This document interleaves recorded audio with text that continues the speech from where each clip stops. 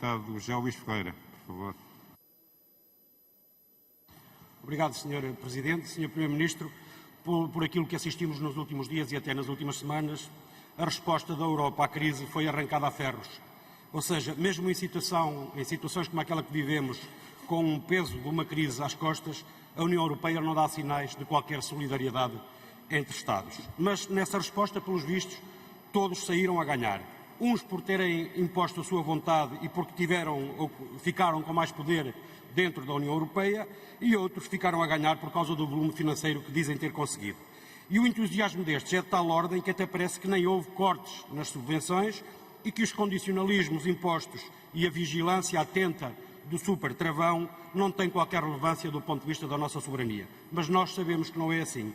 E por isso, Sr. Primeiro-Ministro, importava saber se o Governo português corre algum risco de ver o seu plano de recuperação económica ficar em águas de bacalhau se algum Estado-membro acionar o tal super travão.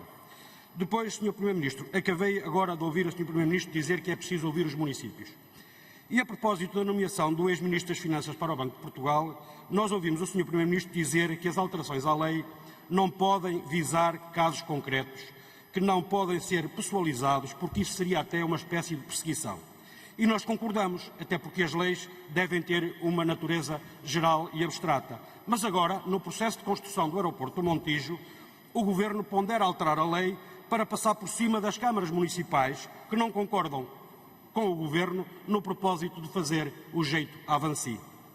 Ora, se no caso do Banco de Portugal a alteração à lei tinha como destinatário uma pessoa, no caso do aeroporto de Montijo, os destinatários são duas câmaras municipais, mas a filosofia ou o princípio é exatamente o mesmo. E por isso seria oportuno que nos explicasse, Sr. Primeiro-Ministro, o que, em substância, distingue estas duas situações do ponto de vista dos princípios. Para terminar, o Sr. Primeiro-Ministro referiu-se na intervenção inicial à questão da remoção do amianto nas escolas, mas os autarcas dizem que os processos não estão a correr tão bem como o Governo pinta. Desde logo em relação ao financiamento, porque o valor dos fundos comunitários, que deveria cobrir 100% das obras, não chega, o que vai obrigar a um reforço financeiro por parte das autarquias locais. De facto, Sr. Primeiro-Ministro, 55 euros por metro quadrado representa cerca de metade do custo real de mercado.